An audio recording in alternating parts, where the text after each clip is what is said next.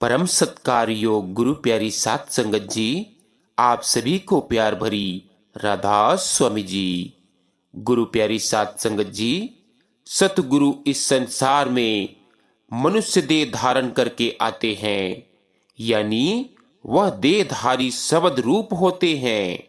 उनका इस संसार में आने का केवल एक ही उद्देश्य होता है, आत्माओं को परमपिता परमात्मा के पास वापस ले जाना। जब सतगुरु किसी व्यक्ति को नामदान देते हैं तो वह उस आत्मा को उसके निज घर पहुंचाने का वचन देते हैं और उस क्षण से वह कभी अपने शिष्यों का साथ नहीं छोड़ते। सतगुरु अपने नूरी स्वरूप में शिष्य के अंग संग रहते हैं और अंतर की यात्रा में तथा इस संसार में निरंतर उसका मार्गदर्शन तथा सहायता करते हैं।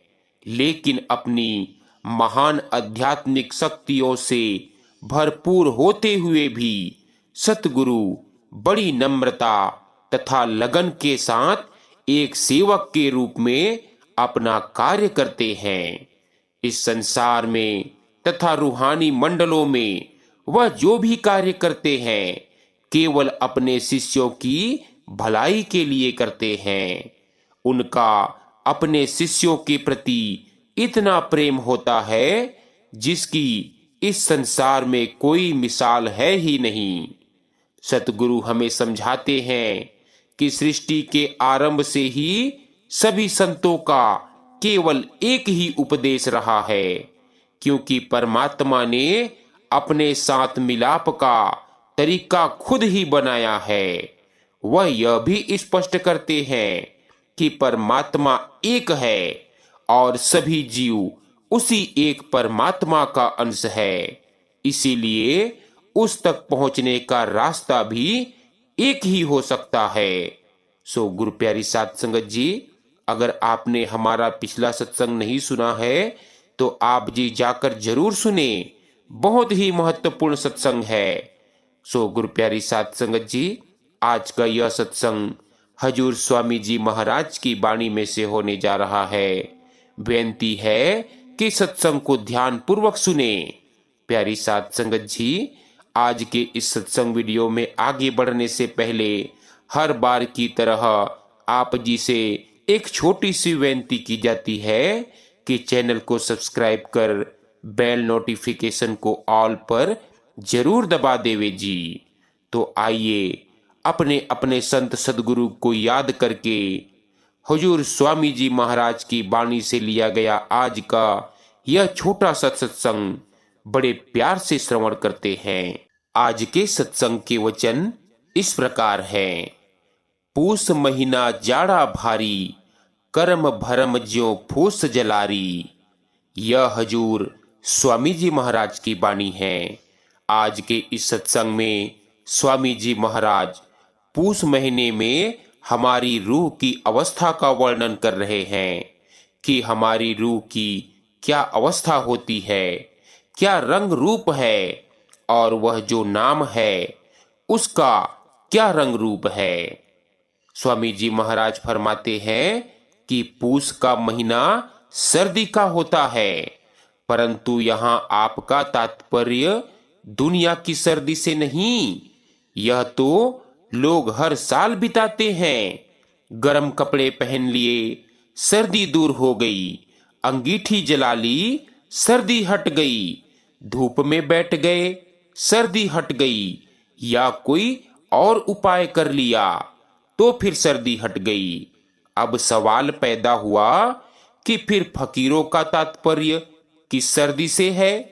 फिर आप ही कहते हैं कि मां के पेट में मल मूत्र में उल्टा लटकना, बार बार जन्म लेना, दुनिया के दुख और क्लेश सहने पड़े, यह सर्दी है।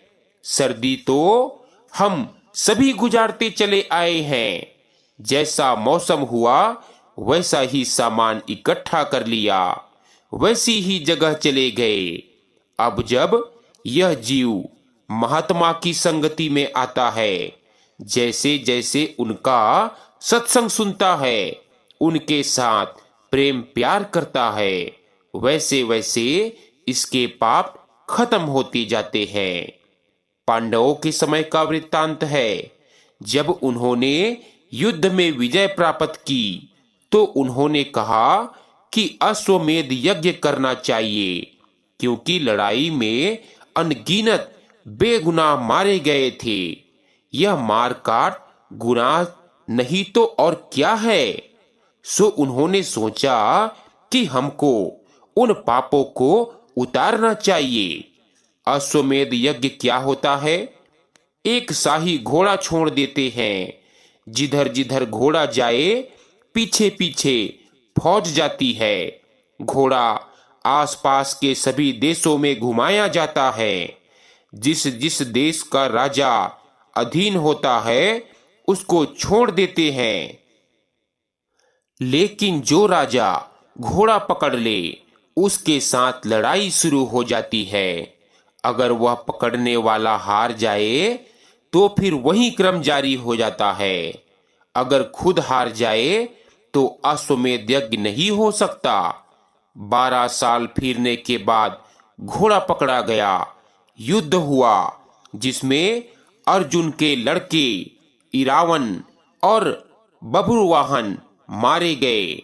जब सब ओर से विजय प्राप्त के साथ घोड़ा वापस आ गया तो अश्वमेध यज्ञ की तैयारी करने लगे। तब कृष्ण भगवान ने कहा कि तुम्हारा यज्ञ तब संपूर्ण होगा जब आकाश में घंटा बजेगा, अर्थात तुम्हारे अंदर से घंटे की आवाज आएगी।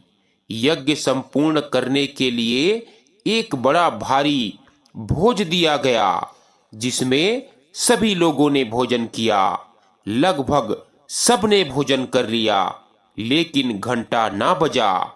फिर जो आसपास वन आदि में भजन करने वाले साधु थे उनको भी भोजन कराया गया, लेकिन फिर भी घंटा ना बजा।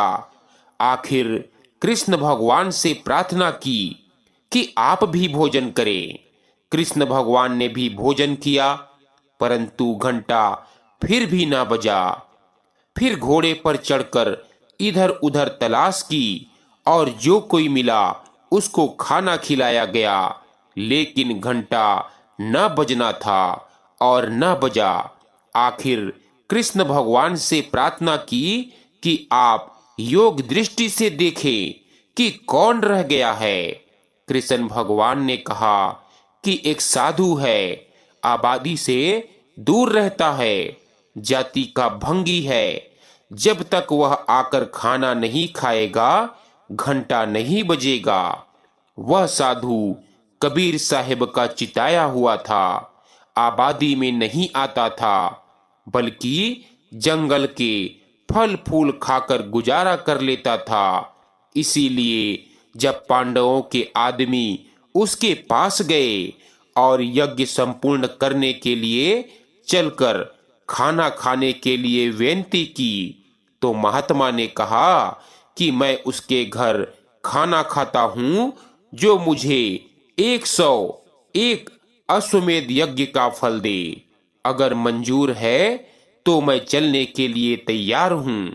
उन्होंने कहा कि हमारा तो एक यज्ञ संपूर्ण नहीं हो रहा, आपको 101 यज्ञ का फल कहां से दें? उसने कहा फिर मैं नहीं जा सकता। वे लोग लौट आए, आकर कह दिया कि वह तो 101 अश्वमेध यज्ञ का फल लिए बिना नहीं आता। इस पर एक एक करके सभी पांडव गए और मिन्नतें की, लेकिन वह न आया। आखिर निराश होकर बैठ गए। इतने में द्रौपदी आ गई। उसने पूछा कि आप निराश क्यों बैठे हो? उन्होंने कहा कि हमने यज्ञ पर इतना रुपया खर्च किया, मेहनत की, तकलीफें भी उठाई, लेकिन वह साधु नहीं आता, और जब तक वह नहीं आता यज्ञ संपूर्ण नहीं हो सकता। द्रौपदी ने कहा बस इतनी सी बात है, मैं उसे ले आती हूं। पांडवों ने कहा भला तू कैसे ले आएगी, जबकि हम सभी बारी बारी असफल हो चुके हैं। द्रौपदी ने कहा कि आप आज्ञा तो दें। खैर, उन्होंने आज्ञा दे दी। उसने क्या किया, बिना कुछ खाए पिए नंगे पांव पानी लाई, बड़े प्रेम से खाना तैयार किया, कई प्रकार के पकवान बनाए। द्रौपदी खाना बनाने में सब रानियों में श्रेष्ठ थी। उनकी परीक्षा होती थी जिसमें द्रौपदी हमेशा प्रथम रहती थी। उसको ऋषियों का वरदान था कि जब तक सबको खाना खिलाकर बर्तन साफ नहीं कर लेंगी, तब तक खाना खत्म नहीं होगा। द्रौपदी गई और कहा कि महात्मा जी चलो।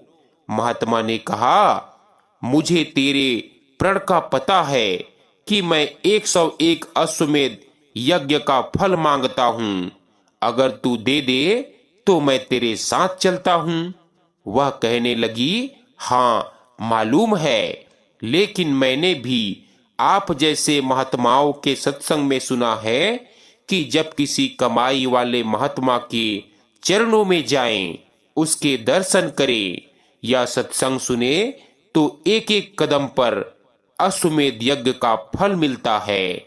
इसीलिए मैं जितने कदम चलकर आई हूं उनमें से 101 रख ले, बाकी मुझे दे दें। महात्मा ने कोई आपत्ति न की, चुपचाप साथ चल पड़े। जब खाना परोसा गया तो साधु ने सभी पकवान एक साथ मिला लिए और खाने लगे। महात्माओं का नियम है कि वे भोजन का स्वाद नहीं लेते, या तो वे खाना खाते समय अपनी रूह को ऊपर ले जाते हैं या सभी खाने एक साथ मिलाकर भोजन का स्वाद खत्म कर देते हैं। चाहे मीठा पदार्थ हो या नमकीन, चाहे कैसा भी हो, वे स्वाद नहीं लेते। जब द्रौपदी ने देखा कि महात्मा ने सब खाने एक साथ मिला लिए हैं, तो मन में सोचने लगी, हाय, अगर यह अलग अलग खाते तो इनको भी पता लग जाता कि द्रौपदी कितनी निपुण है। फिर ख्याल आया कि आखिर है तो भंगी ही, इसको अच्छे खाने की क्या कदर है। जब वह महात्मा खाना खा चुके फिर भी घंटा ना बजा, तब पांडवों ने भगवान कृष्ण से पूछा कि अब क्या कसर रह गई। भगवान ने कहा कि द्रौपदी के मन में महात्मा के सारे खाने साथ मिलाकर खाने से उसके प्रति घृणा आ गई है। द्रौपदी ने सच्चे दिल से अपनी भूल स्वीकार की और महात्मा के चरणों में गिरकर क्षमा मांगी। तब कहीं जाकर घंटा बजा। इसीलिए संतों का एक एक वचन करोड़ करोड़ रुपए का होता है। हमें चाहिए कि जो कुछ सुने घर आकर उस पर विचार करें। लेकिन हमारी क्या हालत है, इस कान से सुना उस कान से निकाल दिया। सत्संग में गए और पल्ला झाड़ कर चले आए, जैसे गए वैसे ही खाली वापस आ गए। चाहिए यह था कि जो जो काम, क्रोध, ऐब, पाप हमारे मन में है वह डेरे आकर धीरे धीरे सब निकाल दे। जैसे जैसे नेक नियत के साथ यह संतों के सत्संग में आता है, इसके पाप जलते जाते हैं, आखिर में यह साफ हो जाता है। जिस प्रकार कोई अपना घर साफ करता है, जितना कूड़ा करकट होता है उसे इकट्ठा करके आंगन में एक जगह रख देते हैं। अगर कूड़ा ज्यादा हो तो उसको बाहर फेंकने में देरी नहीं लगती। क्या ही अच्छा हो अगर उसको जला दें। जब कूड़े को आग लगाई तो कूड़े का ढेर थोड़ी सी राख में बदल गया। जब आंधी आई तो जो राख थी वह भी उड़ गई। इसी तरह जैसे जैसे सत्संग सुनते हैं, सत्संग और संगति का असर होता है, धीरे धीरे हमारे कर्म और भ्रम सब जल जाते हैं। जो संतों का सत्संग है, इसके बराबर दुनिया में कोई धर्म नहीं, कोई तीर्थ नहीं। जब जीव सत्संग में आता है, नाम की महिमा सुनता है, उसका नाम से प्यार हो जाता है। जब अंदर नाम को सुना, मन निर्मल हो गया, काम क्रोध दूर हो गए, लोभ और अहंकार निकल गए और अन्य बुराइयां दूर हो गई। प्रेम और इश्क आ गया। जब अंतर में प्यार आ गया, तो फिर वहां और कोई चीज नहीं रह सकती। जहां प्रेम का बाज आ गया, वहां कोई पक्षी नहीं रहता। जब पूर्ण प्रेम आ गया, तो अंदर जितने मैल थे, सब साफ हो गए।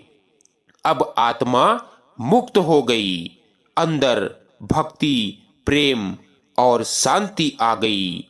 यही साई बुल्ले शाह कहते हैं, हुड़ में हो गया हौर दा हौर। तबीयत बदल गई, अंदर प्रेम, प्यार और मालिक की भक्ति आ गई। अब काम, क्रोध, लोभ, मोह और अहंकार चले गए।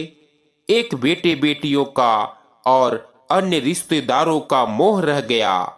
जिस तरह आदमी कपड़े धोकर अगर धूप में ना हो तो आग से उन्हें सुखाकर पहनकर बाहर निकलता है, तो जो थोड़ी बहुत नमी बाकी रह जाती है, बाहर की हवा और शरीर की गर्मी से वह भी उड़ जाती है। ठीक इसी तरह जब सत्संग सुना और विचार किया कि हमारा तो यहाँ कोई नहीं, तब जो थोड़ा बहुत बेटे बेटियों का मोह बाकी रह गया था, वह भी उतर जाता रहा। अब मन कहता है कि सिवाय गुरु और नाम के तेरा कोई नहीं। जब मोह चला गया तो रूह अंदर जाने लग गई। पहले तारामंडल आया, फिर सूरज और चंद्र को तय किया। फिर जब सूर्य और चंद्र पार करके ऊपर गए, तो आगे गुरु आ गया। जब अंदर गुरु बातें करने लग जाए, तो मनुष्य की गुरु भक्ति पूरी हो जाती है। अब रूह की क्या हालत होती है? गुरु के साथ प्यार है, गुरु का ही ध्यान है। क्यों? जैसी भी संगति में बैठेंगे, वैसा ही तरीका आएगा, वैसे ही हो जाएंगे। जो चोरों के साथ बैठेगा, वह चोर बन जाएगा। जो डाकुओं की संगति करेगा, वह डाकू बन जाएगा। इसी प्रकार महात्मा की संगति में बैठकर मनुष्य महात्मा बन जाता है। जब महात्मा की संगति की, तो उनके साथ प्यार हो गया। आगे महात्मा का प्यार मालिक से है, हमारा भी प्यार मालिक से लग गया। इसीलिए गुरु के प्रेम और भक्ति की जरूरत महसूस हुई। जितने दुनिया के मजहब हैं, उनमें जितने भी कमाई वाले महात्मा हुए हैं और जो अंदर रूहानी मंडलों पर गए हैं, सबके उपदेश का सार केवल एक ही है कि सूरत को शब्द के साथ लगाओ, बिना शब्द मुक्ति नहीं।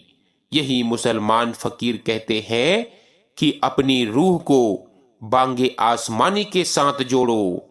मैं शरीयत वालों का जिक्र नहीं करता, सब संतों और फकीरों का केवल एक ही ख्याल है।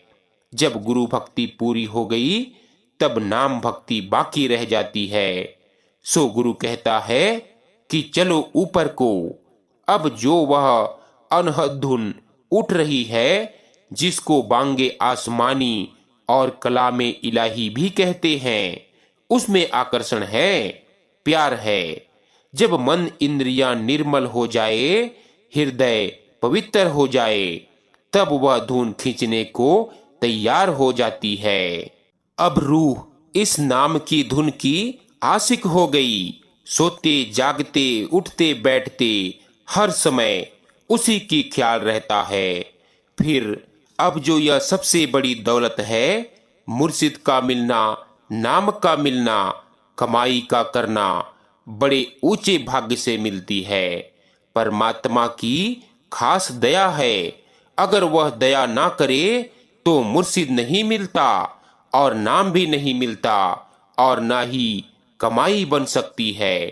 बेशुमार मजहब नाम के बिना खाली पड़े हुए हैं। जिसको दूर से मालिक लिख देता है कि इसको मुर्शिद मिलेगा, इसको नाम मिलेगा, उसको ही मुर्शिद और नाम मिलता है। अगर उसकी दया ना हो तो कुछ नहीं मिलता। जिस प्रकार बाप बेटे को परखे बिना उसको दौलत नहीं देता, ठीक इसी प्रकार अगर जरा भी मैल है तो वह मालिक अंदर नहीं आने देता। फकीरों का कायदा है कि जब वे शिष्यों को परखना चाहते हैं तो कोई ना कोई ऐसा कार्य कर देते हैं जिसको देखकर लोगों का उन पर से विश्वास जाता रहे। एक बार का जिक्र है, गुरु नानक साहिब कहीं जा रहे थे। एक जगह एक मुर्दा पड़ा हुआ था।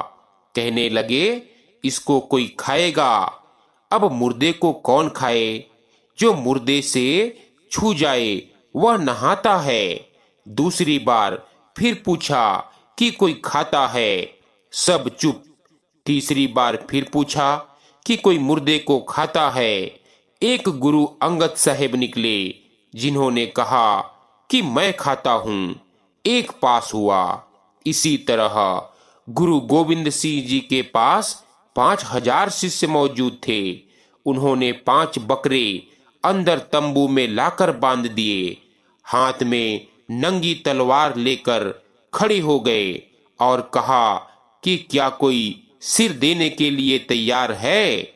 हमें एक सिर चाहिए। कोई ना आया।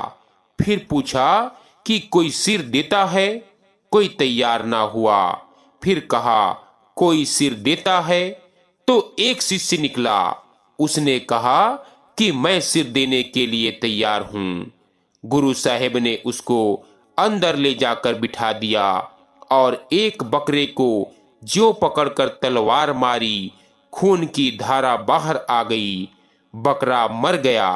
खून से भरी हुई तलवार बाहर लाकर फिर पूछा कि कोई सिर देता है? फिर एक निकला। इसी तरह 5,000 में से केवल 5 शिष्य निकले जिन्होंने गुरु को सिर देना मंजूर किया। गुरु साहिब ने शिष्यों को मारना क्यों था? केवल परखना था। जो 5 शिष्य पास हुए, गुरु साहिब ने उनको पूरी तवज्जो दी और भरपूर कर दिया। जब उनको जिंदा बाहर ले आए तो बाकी शिष्य भी कहने लगे कि मैं क्यों ना गया, अमुक ना गया। हमें मालूम होता तो हम भी जाते। लेकिन अब क्या हो सकता था?